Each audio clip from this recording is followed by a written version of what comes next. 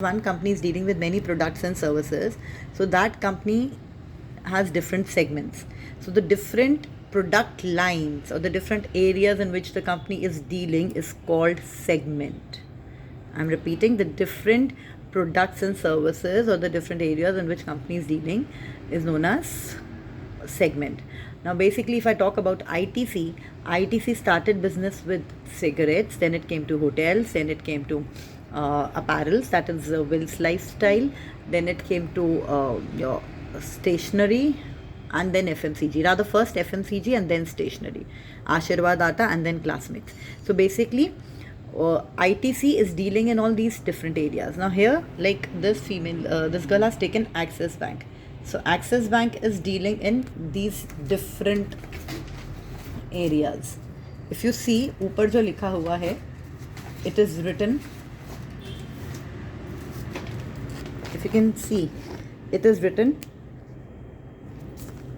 treasury, corporate wholesale banking, then third one is retailing, and fourth is other banking. So basically this company, that is Axis Bank, is having 4 segments और total लिखा हुआ है. अब हमें basically ये 4 segments, सी आपकी segment report में 3 segment से कम नहीं होने चाहिए. अगर 2 सेगमेंट हुए तो आपकी सेगमेंट रिपोर्ट का कोई फ़ायदा नहीं है. तो you should have at least 3. Maximum कितने वो आप पे डिपेंड करता है, बट अगर बहुत ज़्यादा होगा so your project is not going to be very attractive. आपके लिए ग्राफ्स बनाना बहुत मुश्किल हो जाएगा. तो ट्राई टू टेक 3 to 5 और 6, 7 segments, not more than that. सबसे अच्छे ग्राफ्स बनते हैं जब आपके 3 से 6 के बीच में. 7, 8 है, and if you can manage to make the graphs you can go ahead. Now basically we need 3 things इसमें. बेसिकली हमें 3 पेजेस बनाने हैं. So we need 3 things. That is, if you can see the highlighted portions, this is segment revenue, total segment revenue. इसके ऊपर नीचे वाला मुझे कुछ नहीं चाहिए. दिस इज़ ट्रेजरी का सेगमेंट रेवेन्यू 64,112.61 है.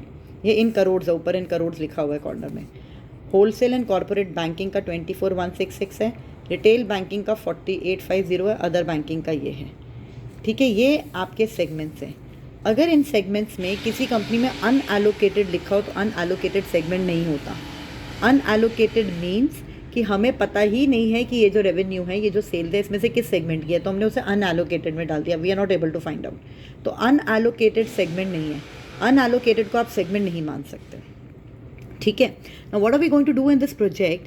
बेसिकली नाउ सच कंपनीज जिसके पास 5, 3 जितने भी सेगमेंट्स हैं, वो एवरी ईयर या every quarter they try to find out कि हमने इतने सेगमेंट्स में we have invested money, so why we need to find out which segment is the best.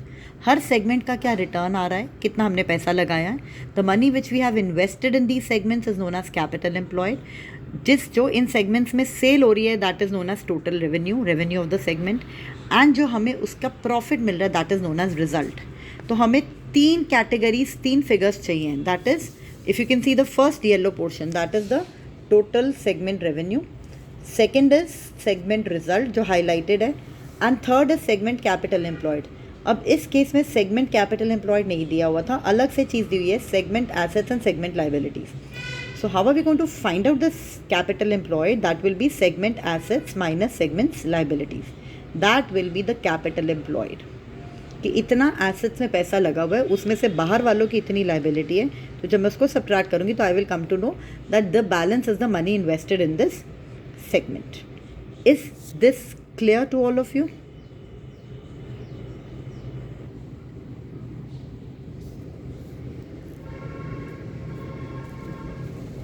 Wait.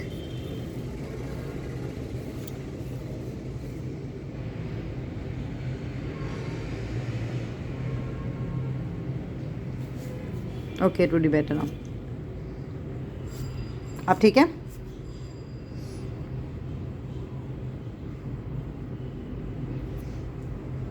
Can you hear me? Okay.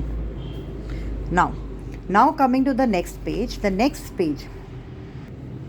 देख मानव, मैं ना recording कर रही हूँ, बीच में तुम फालतू के क्वेश्चंस पूछोगे तो मेरी रिकॉर्डिंग मुझे बार बार स्टॉप करनी पड़ती है. पिछली भी क्लास में ये हुआ था, मेरी वीडियो रिकॉर्ड हुई थी 6 स्लॉट्स में. मेरे को उसे कंपाइल करने का, उसे ज्वाइन करने का टाइम नहीं मिलता इतना. इसे ज़रा ना पहले सुन लो एक बार, फिर पूछ लेना.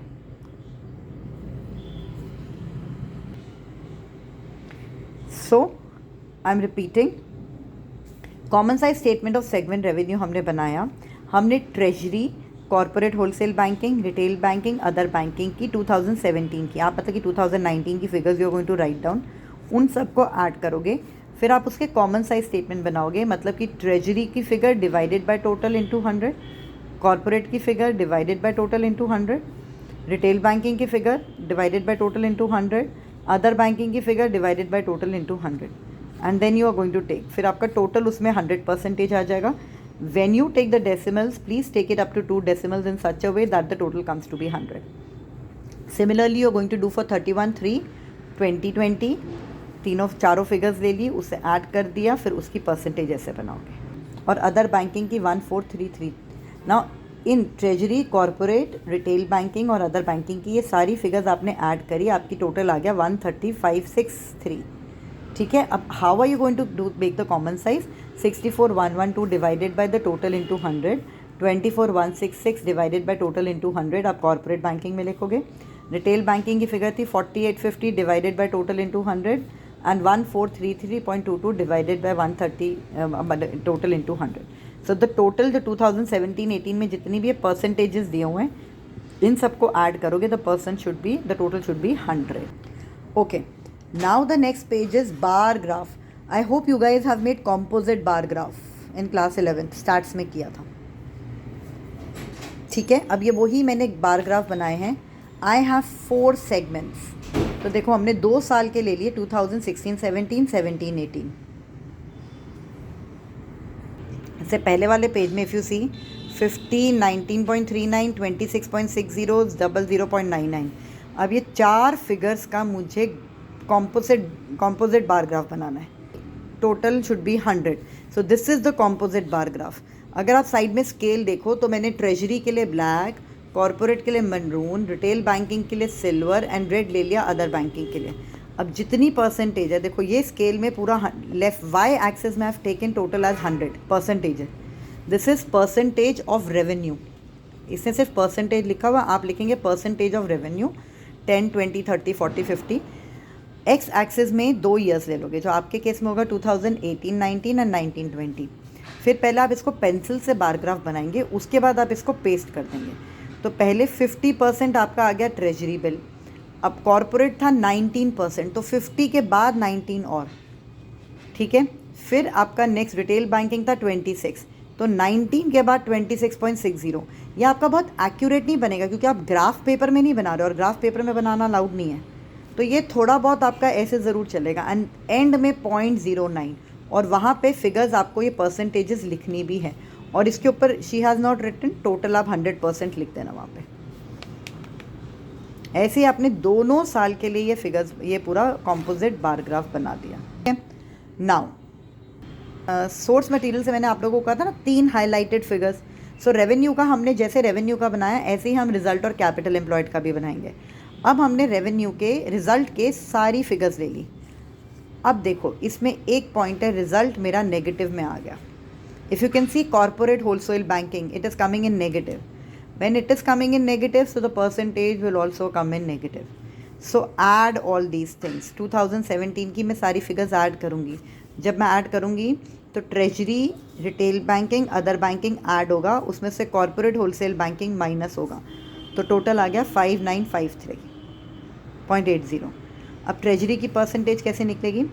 2664 divided by 5953 into 100, that is 44.7. Corporate की 1321 divided by 5953 into 100, that is -22.20. Because the result is in negative, so obviously the percentage will also be in negative. Similarly retail banking का निकाला, अदर बैंकिंग का. अब आप देखोगे इसका total 100 आएगा. When I add 44.77, 61.46, 15.97, इन तीनों को ऐड करके obviously it will be more than 100. इसमें से जब मैं 22.20 को माइनस करूँगी तब मेरा total percentage will come to be 100. ऐसे ही मैं 2018 के लिए निकालूंगी. अब मैं दोनों साल का कॉम्पोजिट ग्राफ बनाऊंगी, बार ग्राफ. अब कॉम्पोजिट बार ग्राफ में जो माइनस वाली फिगर है, that was your corporate banking, उसके लिए ये नीचे जाएगा. ठीक है. ये नीचे जाएगा, वाई एक्सेस नहीं, वाई बार में आएगा, क्योंकि जो माइनस में होता है वो नीचे जाता है। सो सी तब जाके इसका टोटल 100 बनता है। सो जहाँ माइनस फिगर है वहाँ पे तुम्हारा ग्राफ थोड़ा वो नीचे की तरफ आ जाएगा। Is that clear? और ये स्केल जो साइड में ये ज़रूर लिखना है, if you not write this तो तुम्हारा गलत हो जाएगा। एंड अब you have to write bar graph of segment result and percentage of segment result. She has just written percentage, you have to write. और ये इस साइड नीचे एक्स एक्सेस में ईयर्स आ गए, ठीक है। Now again similarly you will do it for capital employed. Capital employed जैसे इसकी सोर्स मटेरियल में segment assets minus segment assets और सेगमेंट लाइबिलिटीज़ अलग दिया हुआ था, तो वो अब हम सीधा रफ में माइनस करके यहाँ पे सीधा कैपिटल एम्प्लॉयड दिखाएंगे। If you see treasury was positive in 2017, it is negative in 2018, और रिटेल बैंकिंग का दोनों नेगेटिव है, नॉट अ प्रॉब्लम। आप वही जैसे मैंने आपको बोला है सबको ऐड करिए, और परसेंटेज होगा ट्रेजरी का divided by total into 100, corporate का उस साल की figure divided by total into 100, retail banking is then negative तो उसकी परसेंटेज भी नेगेटिव में आ जाएगी, एंड अदर बैंकिंग। फिर total of the segment capital employed की percentages should come to be 100। फिर हम इसका बनाएंगे फिर bar graph of capital employed बना, वो वैसे ही बना जैसे माइनस में आया, तो देखो वाई बार वाई नेगेटिव में गया है तो एक्स एक्सेस के नीचे आ गया, and total should be 100।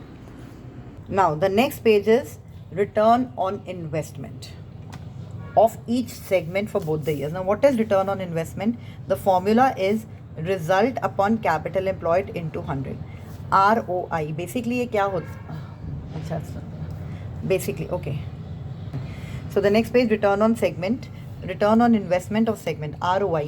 see this is basically the percentage that every businessman calculate कि जो मैंने पैसा लगाया उस पर मुझे कितना रिटर्न मिल रहा है। so this is the best percentage which tells us about the overall profitability of a firm। आज अगर आप बिजनेस स्टार्ट कर रहे हो तो यू वुड लाइक का निकालना है ना, how we are going to do it. 2017-18 जो आपके केस में 2018-19 होगा, you are going to take the result and capital employed की जो फिगर्स वहाँ दे रखी थी उसी में से, कहाँ से, सोर्स मटेरियल से। सोर्स मटेरियल मतलब कि आपका देखो segment result and capital employed जो आपने हर साल का निकाला है। So result upon capital employed, result capital employed, result capital employed, ये ले लिया आपने। Formula is result upon capital employed into 100। सिर्फ फॉर्मूला ऊपर लिख देंगे, आप फॉर्मूला ऊपर लिख देंगे and you going to calculate, तो आपका ROI परसेंटेज में आ जाएगा 22.71 माइनस 1.5, क्योंकि अगर एक भी माइनस में तो ये माइनस हो जाएगा, ये भी माइनस, एंड अदर बैंकिंग इसमें टोटल नहीं है। And minded this percentage can be 300, 400 minus anything, ये परसेंटेज का कोई टोटल 100 नहीं आना, इस बात का ध्यान रखना, ठीक है। ऐसे ही आप नेक्स्ट ईयर के लिए भी निकालेंगे ROI, जब नेक्स्ट ईयर की दोनों फिगर्स आप लिखेंगे, result of each segment and capital employed of each segment, and you are going to calculate. अब इसमें जो मैक्सिमम ROI है, जैसे इस साल मैक्सिमम ROI थी अदर बैंकिंग की, इसको हाईलाइट कर लेना, और इस साल भी मैक्सिमम ROI है आपकी अदर बैंकिंग, क्योंकि बाकी सारी तो माइनस में, इसको हाईलाइट कर लेना हाईलाइटर से। तो बेसिकली ROI से मुझे क्या पता चलता है कौन सा मेरा बेस्ट सेगमेंट है। तो 2017-18 में 16-17 में best segment was other banking business, क्योंकि इसकी मैक्सिमम ROI थी। ऐसे ही 2017-18 में भी मेरा अदर बैंकिंग बिजनेस ही सबका सबसे ज़्यादा उसका ROI, इसलिए वही बेस्ट सेगमेंट है, ठीक है। Now comes the bar graph of ROI। This bar graph has be made in a different way, this is not the composite bar graph, ठीक है। अब हमने ट्रेजरी की ROI ली, अब यहाँ पे हमारे जो दो कलर्स हैं we are going to take according to the years. Treasury की प्रीवियस ईयर का प्लस में है, दिस ईयर का माइनस में, कॉरपोरेट का दोनों साल का माइनस में, रिटेल बैंकिंग का दोनों साल का माइनस में है, और अदर बैंकिंग बिजनेस का दोनों साल पॉजिटिव है, एंड बल्कि करंट ईयर में it is increasing. So this is the bar graph which is showing the return on investment. Now comes the main page, that is the observation. Now how are you going to write the observation. देखो सबसे पहला page हमारा, जो जितने भी मैंने common size statements बनाए ना, इससे मेरी ऑब्जर्वेशन आएगी। सबसे पहला पेज मेरा ये था, सेगमेंट रेवेन्यू मैक्सिमम मेरा ट्रेजरी में है दोनों साल, So my first observation will be segment revenue of treasury is highest in 2016-17, that is this percentage, and 2017-18, that is year 1 and year 2, and it has reduced by this percentage. वो increase हो रहा है या reduce हो रहा है, जो भी है आपको वो लिखना है, ठीक है. नाउ सेकेंड हमारा कॉमन साइज स्टेटमेंट किसका था, रिजल्ट. इसमें मैक्सिमम किसका है, retail banking year 1 and year 2 is treasury.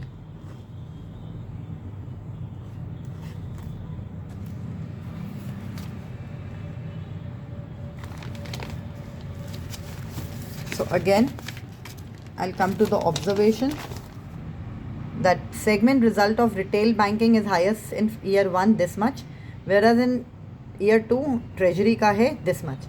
अब because it is the same segment तो मैं उसका reduction या increase नहीं दिखा सकती, ठीक है.